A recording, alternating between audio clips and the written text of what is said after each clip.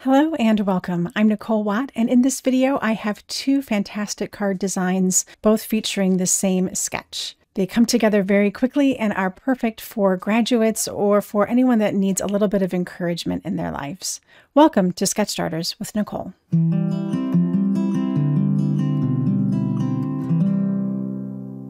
This sketch is so simple. There's just one little detail bit, which is going to be your sentiment, and then this whole dotted background. And that indicates that I'd like to see a big, bold pattern. Whether you choose to use pattern paper or you choose to create something like I'll share with you in this video, the possibilities are endless. And just because it's simple doesn't mean that it doesn't pack a whole lot of punch. For both of my projects, I'll be using stencils and showing you how to create a beautiful black and white look with the only color coming from the cardstock. For my first project, I've selected the layered Dahlia stencils A and B, as well as two ink colors, Silverstone and Pure Graphite. For my first step, I've taken a piece of pink cardstock and cut it slightly larger than the stencil.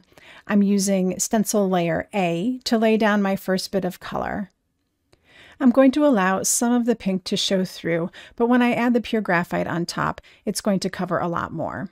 So I've put on my second layer here. This is the Dahlia stencil layer B, and now I'm adding in the pure graphite. I'd like to get this pretty dark, and that will show a really great contrast between the pink, the Silverstone, and the pure graphite. With both layers complete, I can pull off my second stencil here and you're going to see a beautiful contrasting pattern. This will be a great foundation for a card. For my second project, I'm creating a slimline card and I'm using the watercolor bouquet stencil. This is also a layering stencil, but both of the layers are on the same stencil. As I'm applying the stencil, I want to get this to fit across the slimline shape as much as possible, so I have to angle the stencil to fit onto the card. As you can see, I'm adding a lot of extra low-tack tape around the edges so I have those completely covered. This way, when I do my ink blending, I don't accidentally get ink where I don't want it. I've even covered up parts of the leaves from the detail layer, so that way, again, I don't accidentally get ink where I don't want it. Again, I'm starting off with Silverstone, this time on a piece of like a seafoam green color cardstock. Green and gray is a really great color combination. So here I am putting the Silverstone on the first layer, and again, allowing some of that green to show through. I'll go ahead and align my second layer, again adding extra low-tack tape around the edges to keep any overblending from happening. Then I'll come back in with that pure graphite and finish up this detail layer.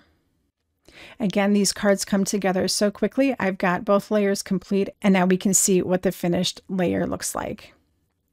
To add some more interest, I'm using my jet black ink spray and adding some splatter across both cards.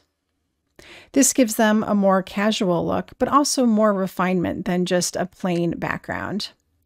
Here I have both of my cards already added to card bases, and I'm going to add in the sentiments using the Carpe Diem stamp set. I've selected some coordinating cardstock in darker hues, and on the green here, I needed to make this white since the sentiment in black wouldn't really be visible. So I went ahead and heat embossed that in white. And on the second card here, I was just able to use some obsidian black for the sentiment. To align these sentiment strips, I am using my gridded mat to make sure that the strip goes across nice and straight. I do give them just a minute or two to dry, and while I'm waiting for that, I'll go ahead and add some enamel dots.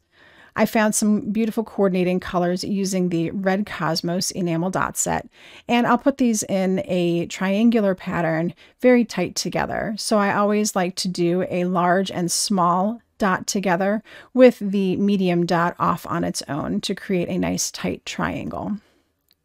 Now that those sentiments are dry, I can go ahead and snip them off as I go. Here I have the seashore enamel dots, and these also look really great with the color that I have selected. So this time I'm going for a darker hue on the dots, selecting the darkest color, and again putting them in the same triangle. So here I really have both of my cards created in exactly the same way. As you can see, these cards came together so quickly. I could have both of them done in just over 5 minutes. This is really great when you need something last minute, but you'd like to have a classy look.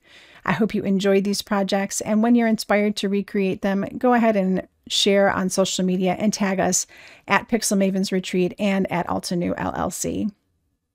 I'll be back soon with another sketch and 2 fantastic projects, but until next time, happy crafting.